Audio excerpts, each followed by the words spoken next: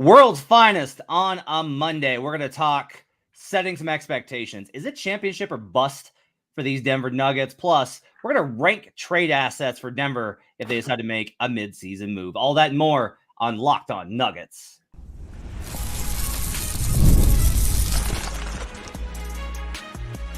You are Locked On Nuggets, your daily Denver Nuggets podcast. Part of the Locked On Podcast Network, your team every day. Welcome to Locked On Nuggets, your daily Denver Nuggets podcast, part of the Locked On Podcast Network, your team every day. Thanks for joining us and making us part of your day. Appreciate you guys being with us here on a Monday, being with us and being an everydayer. We appreciate you guys hanging out, whether you're on Apple Podcasts, where we do appreciate those 5-star reviews, Spotify, or at youtube.com/LockedOnNuggets. Glad to have you guys with us. On today's show, we're going to talk about trade assets, and we're going to rank them, break them down, talk about who's got value, who do we think not, and I will promise you we'll probably have some disagreements in that final segment. But we're also going to talk today about regular season and playoff expectations. Is it championship or bust for the Nuggets? Do they have to win a top 3 seed? What are the expectations for the Nuggets to be considered successful this season or a failure? We'll talk about all those and more on today's show. Well, I'll let you know that today's show is brought to you by FanDuel. Now through September 22nd, all FanDuel customers can bet $5 and get a 3-week free trial of NFL Sunday Ticket from YouTube and YouTube TV. Visit FanDuel.com to get started. My name's Matt Moore. I'm the senior NBA writer for the Action Network. I'm joined by Adam Mares of DMVR. He's director of content over there. Adam Mares, my man, how was your weekend? Weekend was good. Got up to the mountains, got up to Rocky Mountain National Park, my favorite place on earth. Got to have an incredible experience with my kids. It was awesome. 10 out of 10. No notes. I went to my daughter's soccer game, and because I'm still dealing with the fallout from COVID, sitting down outside for an hour was enough to exhaust me the rest of the day. So that was that was fun. So I'm very jealous of you and mad that you got to enjoy the beauty of the outdoors. All right, Adam, let's go ahead and get started here.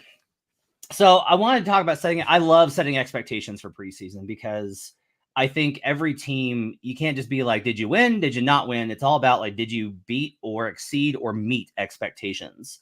And the second segment, I think, is going to be a little bit more interesting from this perspective. But from a regular season perspective, there's actually a lot to kind of dive into here. Like, what should be the expectation for Denver? Like, what's a mark where if they were to get there, you would feel like that's an absolutely phenomenal season? And what's a mark where you think if they only got there, you'd be like, they probably did not meet expectations this season, barring injury. So assuming like a normal season of health, which is a number of guys miss a number of games, that's pretty average in the NBA, across 82. Let's start with the positive here. What's a mark where you would be like, that is not much better, a better season than I was anticipating? What's tough is I think that you're operating on 2 planes here. The first one is I do think it's important for the Nuggets to have something of a high seed, home court in the first round. I don't think you can say they need to have a top 2 seed anymore. We saw that can come at the expense of something else. But I also don't think Denver can be in the 7-8 range all year, which is a spot that I worry they might be in for a portion of it that would cause a certain amount of stress and strain and maybe force them to push themselves as well. So in a way that they don't need to. So for me, a 3 or 4 seed seems like one of the planes you want to operate on, or a top 4 seed, I should say, top 4 seed. And then the second one is they need to be healthy going into the playoffs, but they also have to know who they are fully going into the playoffs. And I think it's another thing that they didn't quite know. Did we know Payton Watson wasn't going to play in the playoffs? Did we know how the rotation would shake out?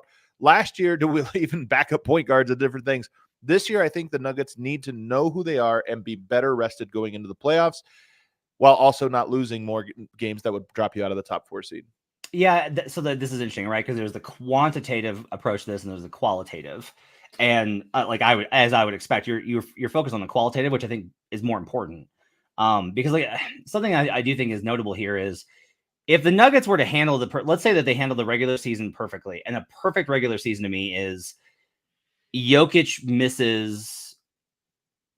he sits for at least 10 games. Like he just like takes the night off for 10 games and they still wind up with a top 3 seed.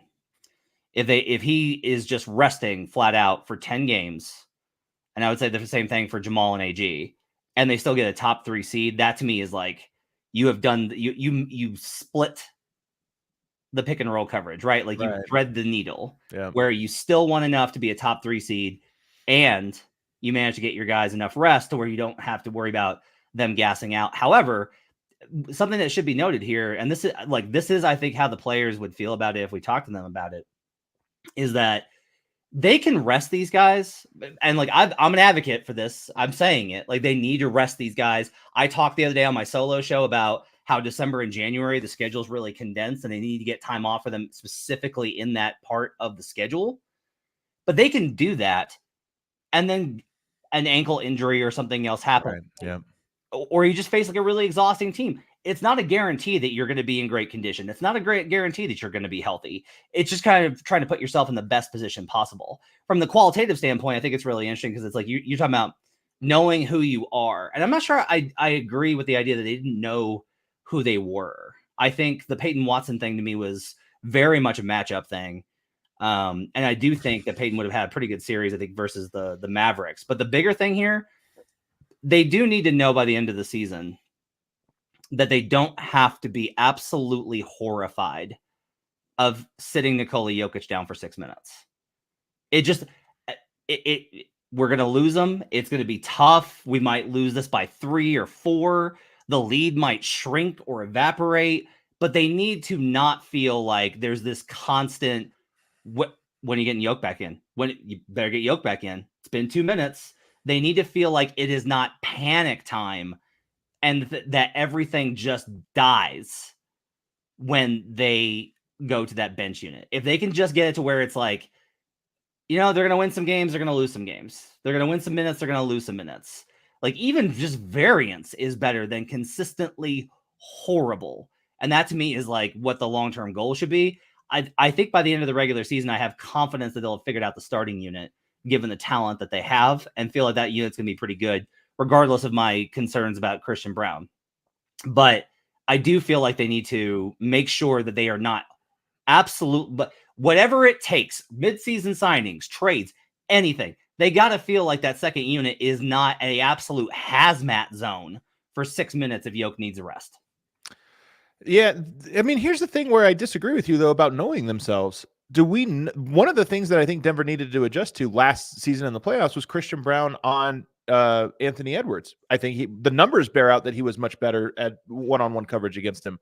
But during the regular season, they didn't play those minutes. They were so few when you plug him in. I think it was like 16 minutes he had played alongside the starters. Yeah. This is what I mean about knowing who you are. When you go into the playoffs, you should know, what do we look like in this configuration? What about this one? What's our best configuration for this type of matchup? And I don't think Denver knew that. And I think it's one of the reasons Michael Malone stuck with KCP for as long as he did, despite the fact that KCP was having no impact on him. So those are the things. And so Payton Watson to me represents another example of this. You said it was matchups, but when they played Minnesota in the last week of the season, one of the reasons they won is he shut down Naz Reid. I think that was the 6-block game that he had. That was such a phenomenal one. And then did not match up with him when Naz Reid became the X factor down the stretch. So for me, that's what I mean. Not just you need to know who you are and have confidence in how your team operates in each of these different lineups. And they have familiarity with each other enough so that they're confident going into them. And that's why I say it's different. So for me, and the hard part is, like I said, if you told me Denver was a 5 seed coming into the playoffs, but they're fully rested, I would be nervous. There's going to be a portion of give and take where it's like the perfect is you perfectly split both the way you talked about. But the truth is you're going to get into a point where it's like, yeah, but we really need these wins and it might cost us a little bit of health, or we really need this health, but it's going to cost us some wins. And anything short of threading that needle is probably going to put you in a position that's just a little bit uncomfortable. Yeah. And I think some of what you're talking about too is adequate experimentation with lineups, which I know that like you've been very big on this offseason of the just like more, you got to try more stuff. And I think it's as high as I am on Michael Malone as a coach. If you look at the absolute best, like Spoelstra just tries like a million lineups. Now, some of that's because they've had a bunch of injuries, but Spoelstra is never like Spoelstra knows what to expect from his guys and has a total understanding of what those lineups are going to look like. And if he doesn't, he's not going to deploy them. But he also has enough to where he can use enough lineups. Like it's not just like, well, we don't know what this looks like, so I have to stick with what I know. And so like that experimentation, I think it's a really good point. Okay, so we talked about regular season, but what about the playoffs? So is it championship or bust for Denver? Or do they have to make the conference championship? Do they have to have, like, if they make the conference finals, do they need to be able to be competitive in that series? We'll talk about kind of trying to set the bar for what the playoff expectations are like for the Nuggets. We'll do that next here on Locked On Nuggets. Today's show is brought to you by FanDuel. You heard us talk a lot about FanDuel, America's #1 sportsbook. We'll have something a little bit different for you this week. Now, through September 22nd, all FanDuel customers can bet $5 and get a 3-week free trial of NFL Sunday Ticket from YouTube and YouTube TV. 7-4-1 for me yesterday in NFL betting on sides and totals. If it wasn't for Justin Tucker missing a field goal at the end of the half, thanks for that, you overrated. And the hook in the Houston Texans game, I would have gone 9-2. I was so close, Adam. I was so close to being able to have a monster week, but I still had a really great week betting NFL, and I watched a lot of it on Sunday Ticket. It's great to be able to put up multiple games at once. You can catch all these out-of-market games. With a YouTube TV base plan, you'll be able to watch every regular season Sunday afternoon out-of-market game. All you need is a Google account and a current form of payment, and you can cancel anytime. Visit FanDuel.com and download America's #1 sportsbook. We'll be right back on Locked On Nuggets.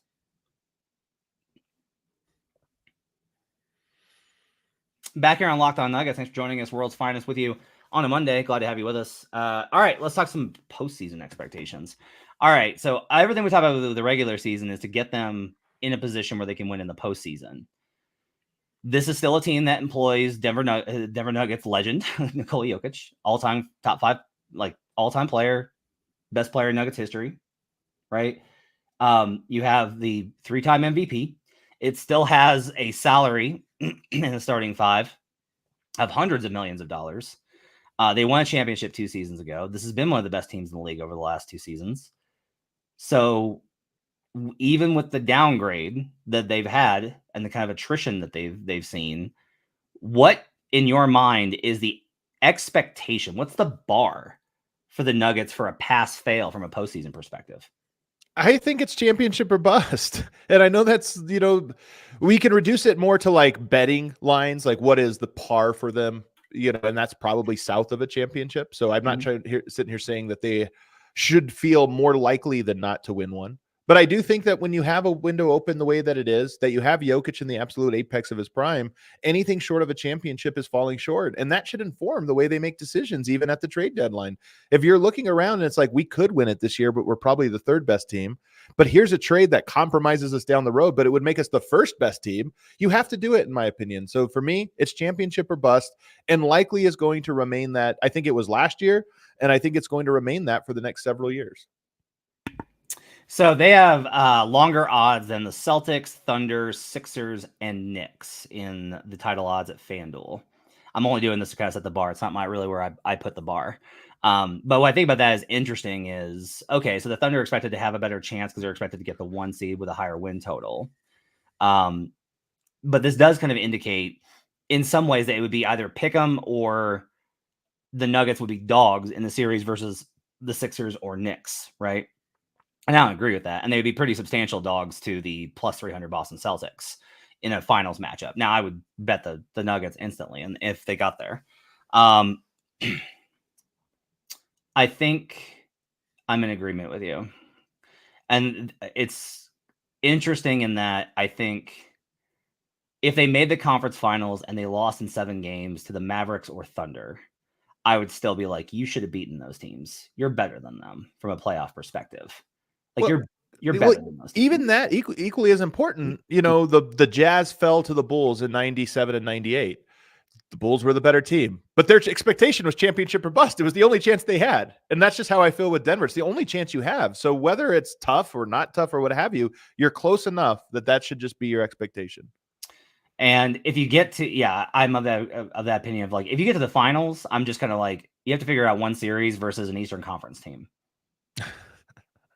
And like, look, the Celtics had an all-time season last year. They had one of the best seasons in NBA history from a performance standpoint. But like, I don't view neither you or I view them as one of the best teams of all time.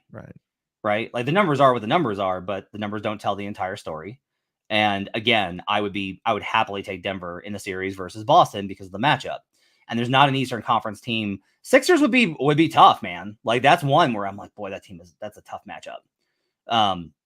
But like Knicks, I'm completely comfortable taking Denver, right? So it really is like, can you get past the bloodbath? Can you survive the attrition war in the Western Conference and get through it? And so it is kind of interesting here. This is why, like, honestly, I think this is a little bit interesting. How much do you think the Nuggets postseason expectations should be tied to the Minnesota Timberwolves? What do you mean? So if the Wolves take a step back this season, if they're not as good, right? Rudy Gobert's 32. No, Mike Conley's 32. Rudy Gobert's 31. They had pretty good injury health last year. Things really came together for them. Their bench got worse because they added like a bunch of rookies like Dilly. If the Wolves are worse, that instantly makes the chances of the Nuggets making out of the Western Conference higher, right? Maybe. I mean, again, it depends on health going into the playoffs, probably as much as anything. And the other thing I kind of get to here is there's not another Western Conference team that I'm concerned about for Denver. Oklahoma City. For me, I think Oklahoma City matches up, and they'll be tough. And I almost feel like Oklahoma City is inevitable. You could talk about avoiding Minnesota here or there or what have you, but I just don't think you're going to avoid Oklahoma City. At some point, I think Denver will have to go through them.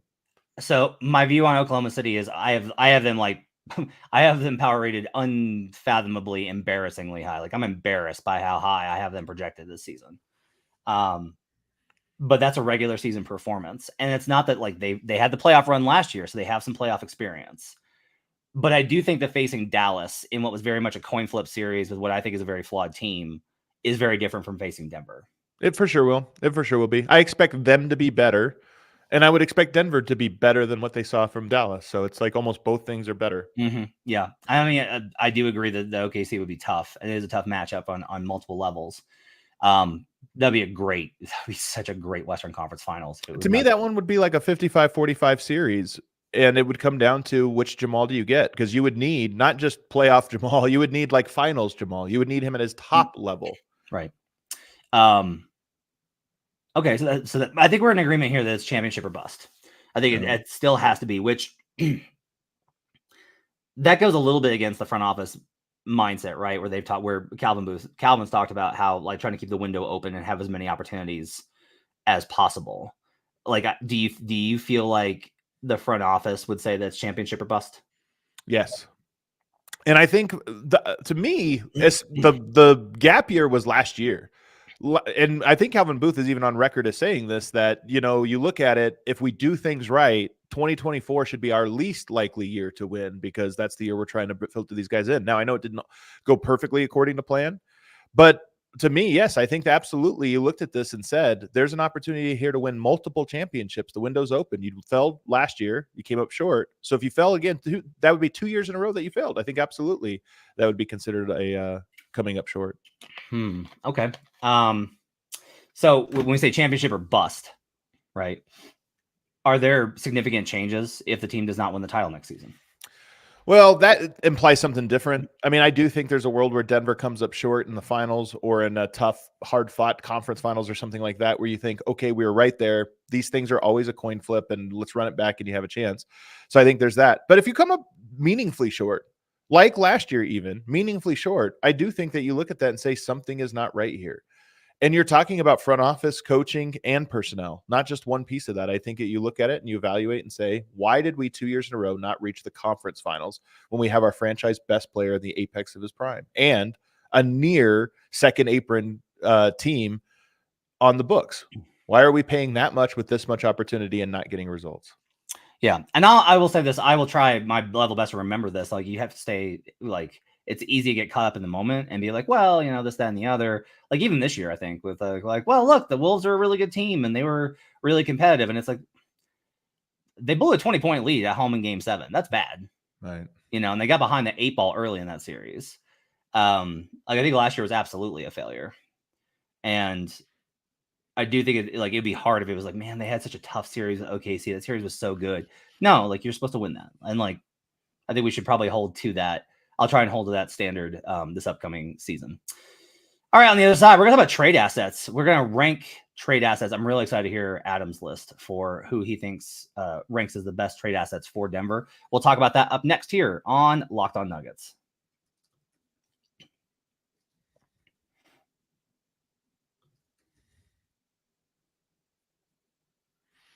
Back here on Locked On Nuggets. Thanks for joining us and making us part of your day. Hit that subscribe button if you're watching us on youtube.com/LockedOnNuggets. Best way to support the show is hit us with a like and subscribe at youtube.com/LockedOnNuggets. Send the show to a friend and be like, hey, I think you'd like this show.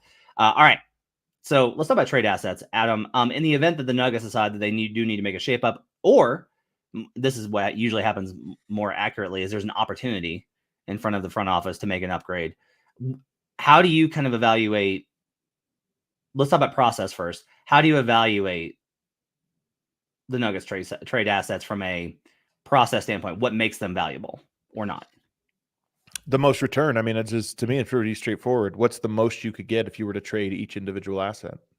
Well, I think it's quality of player versus contract, right? Like, isn't that kind of the equation? Oh, I was even thinking like picks, because Denver has 4 picks. So to me, those might be near the top of the list of things that are most valuable for Denver to trade.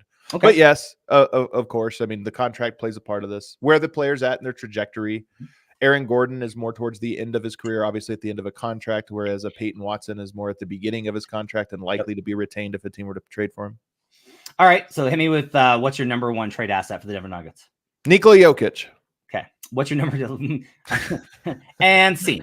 What's your number 2? You thought we were going to have a battle there? Did you think? Well, I'll tell you this. I think they get a lot for him. But that's the thing is like, is that he's actually a really bad trade asset. There's 0 chance for you to get return. What do you mean? Oh, okay. I see what you mean. No, like I'm serious. Yeah. You're trading at best 70 cents for the dollar if you like really nail it. Yeah, I'll actually the more I think, like I'll dispute this.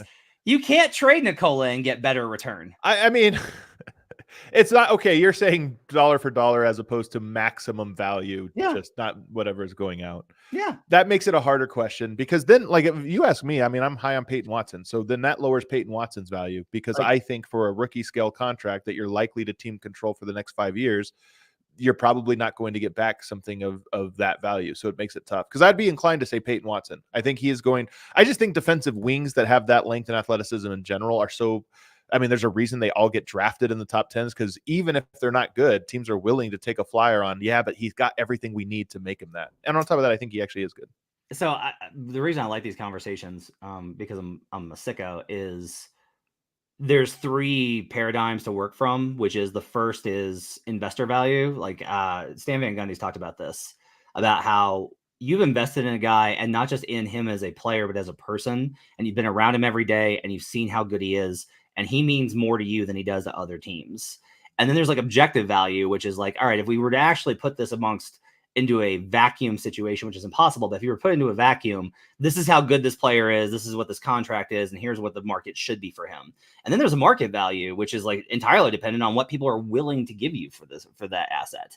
And so like those 3 things are very different. And the case with Nikola is that his objective value is number 1, no question. His investor value is number 1, beyond it's S tier beyond all belief. Like this, he is he's the best player in franchise history in his prime. And then like the market value is like, okay, but any team that wants to acquire Nikola Jokic wants to immediately contend for a title. So they're going to be resistant to put in assets. So his market value is always going to be lower than those other 2. Anyway, I just think that that's like an interesting dichotomy that we kind of get to. What's your number 2? Number 2 is likely one of their distant picks, I would say. I mean, I'm inclined to go with Christian Braun here just because he's more proven. He played in the finals. He's had some good games in playoffs.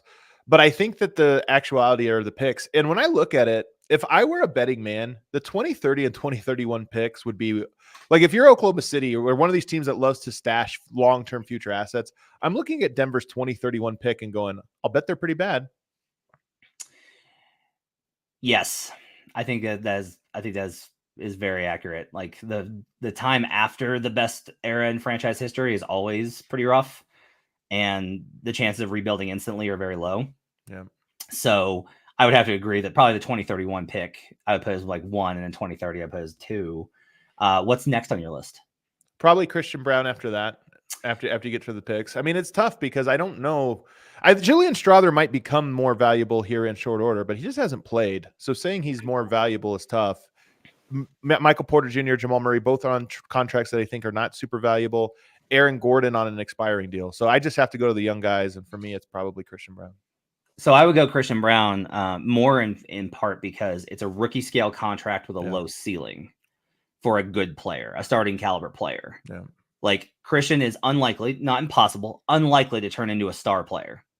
Like Christian doesn't profile as somebody that's going to go out and average 22 and 7, right? And so you're able, it's a situation where you could trade him and potentially get back better return for a team that needs his type of player on his type of contract with the extension coming up. That is like that to me makes it the right kind of combination. Yeah. Who do you have after Christian? Then I would go with Julian. And that might be the end of the list. Like after that, you're starting to get to splitting hairs here between Zeke Nnaji, Hunter Tyson, even like Aaron Gordon has a lot of trade value. So we should probably put Aaron Gordon on the list, probably ahead of Julian Strother. Because if you wanted to trade him, I would have it. You could get great value for it. He is on the expiring, so that's part of what makes it, or on the with the ability to opt out. So that's what makes it a little bit more difficult. But if the Nuggets made Aaron Gordon available in trade talks, you would have, I think, a substantial list of suitors that would all include a first round pick. So you probably, if we were doing it that way, we should put AG ahead of even Payton Watson, honestly. I would, yes. But actually for me, it's the opposite reason, which is like Payton, I think, generates a first round pick because of the ceiling and potential. Like the same reason the Nuggets drafted him. And like, this is from what I've gathered from the limited number of people I talked to, like there is a perception around the league of like, yeah, Payton, it's not definite, but like Watson might pop. Like he might legitimately become a star player. And that versatility. And like, honestly, I think Payton's trade value now and at the deadline will be vastly different to the point where I actually think his trade value will go down because he'll look so much more valuable. You can't get equal return. Like I think Payton's going to have such a good season that it's going to be like, I want better than a late first round pick and a decent role player, right? Which is where I would probably put his value at right now. You need a decent role player and a late first. And by the deadline, I might be like, no. Like I would want something closer to 10th in value. And that to me is like how good he could become. I really think Payton Watson is set up for a great season. So I would still have AG over him because I will say this, the expiring contract thing is really interesting because nobody wants to have to pay a guy, right? And that's an issue. But if you're a team that is willing to deal for it, you instantly are already like, if it's not a no for you, you're entering into those conversations already with the idea of like, we're willing to pay him. And that changes the equation a little bit versus if you're a year off. Like that's the debate here. And I think it's actually a really interesting question is, would you rather have AG with a year on expiring or MPJ with another year left on it? So you get another year to evaluate him before you get to figure it out. But the difference is the value between the two players. Like, how do you kind of factor that in? To me, then it just comes down to what your team needs most. And this is why Payton Watson is tough. The exact reason you're talking about is I actually think Denver really needs Payton Watson. They really need to be good defensively. As much as I think Jokic is a good positional defender and it's not that hard to build a good defense around him, having Aaron Gordon, Christian Brown, and Payton Watson is what makes me think Denver has a chance this year. It's because that's three really good defenders that you get into a playoff series and you can have matchups for just about anyone.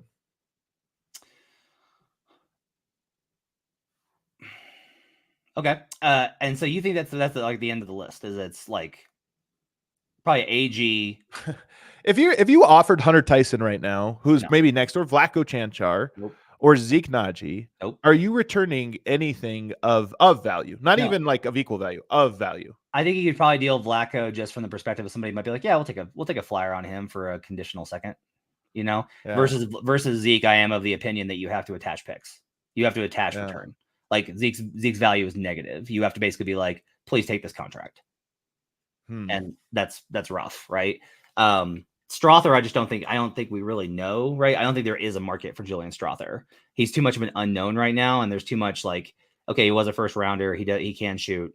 That combination of things is like, all right, he probably like we don't know what his value is right now. It's too undefinable. Versus like Zeke's, I feel pretty confident is negative. Russ is an interesting one, actually. I don't think Russ is getting the first. You think you could trade Russell Westbrook? I think so. Didn't the Lakers just try this like in desperation? Finally found a deal On a $44 million contract, right? But the Nuggets aren't on that. So like Russ is a much more movable contract at this point. Okay. You know, and if it were, let's say it doesn't work out, that Russ is still putting up numbers, but they're losing the minutes and the locker room fits bad. Yeah, could be. Right. And there's a team at the deadline that's like, we could absolutely use Russell Westbrook to eat up 10 minutes. Right. Again, not getting the first for him, but I think you get back a second rounder. And if we're talking about asset management, like those things matter. You know, it's like a marginal move. Then it's like, well, yeah, the Russ thing was a failure, but getting out with the second rounder is, you know, takes a little bit of the sting off. Right. So I think that matters. Saric, I actually think is harder. I think Saric is such a niche fit for teams. I agree. Of like Saric doesn't fit everywhere. Saric doesn't fit with everybody's timeline. There's just like all these things, right? And like Russ is a complicated one too. Like you don't want to. I'm trying to think of what's a good one. Oh, you don't want to put Russ on Charlotte, but that's not a good fit, you know, for a number of reasons. Okay. But that's just kind of where I wind up on him. Okay. Okay. I think that we wrapped it up. That's not a lot of great trade assets. There's there's Christian, Payton, and a bunch of picks. And after that, you're kind of compromised. You're like trying to say like, so like when we kind of look at it holistically, like, they're kind of screwed. Well, I will say this though. There is a world where next year you look at this and say, Payton Watson and the 2031, like that might be something that people are looking at going, we have a potential star who's really starting to pop. Yeah. And a 2031 first that's going to be extremely valuable as a retrade or just to us down the line. And now you might be able to get a star like Michael Porter, Payton Watson, and the 2031 first. Probably that starts to be the salary is a star. And then the value on the other assets is maybe star. So you might be able to start packaging there if you were really restructuring your team. Like if you're an outside fan, you're like, you guys are crazy. Payton Watson and a first with MPJ is going to get you a star. And it's like, look, covering the team every day, you see Payton Watson's potential. And I'm somebody that was skeptical of it. And last year he turned me around where I'm like, okay, no, this kid really could become like a 3-level scorer. That's important with handle. Like, and he's got the defensive chops. Like I'm not higher on Payton's offensive upside than defensive. That's impossible and stupid. But it's that if I'm like, all right, if I know that he's this good defensively and he can be, if you're as good as some of these other wing defense, like Jaden McDaniel, right? Jaden's really good, but offensively he is slightly below average to negative. Yeah. And so if you're above that automatically puts you in this conversation as being really valuable. And now you're talking about, okay, if we can package assets to trade for an upgrade of KCP into that 2-guard spot, that might now we're like, all right, maybe this reconfigures whether or not to go into the second apron. Right. Like that's the kind of move that they wanted to keep open. So I think it's interesting to talk about. That's going to do it for Locked On Nuggets. Thanks for joining us. Appreciate you guys being with us. Make sure to check us out all week. So we're going back to 5 shows a week heading into Media Day next week, which we'll have you covered in totality. We'll cover every angle of that. Thanks for joining us. Make sure to check out DNVR and the DNVR show and all the great content over there. Also, I talked Broncos. I did the Broncos show yesterday. Broncos post game. First time ever. Was that fun? It was super fun. Well, I mean, was it fun? Actually, it was super fun for me. I was I was having a great time, but yeah, it was all negative. Cool. You can also check out Locked On Broncos and Locked On Rockies.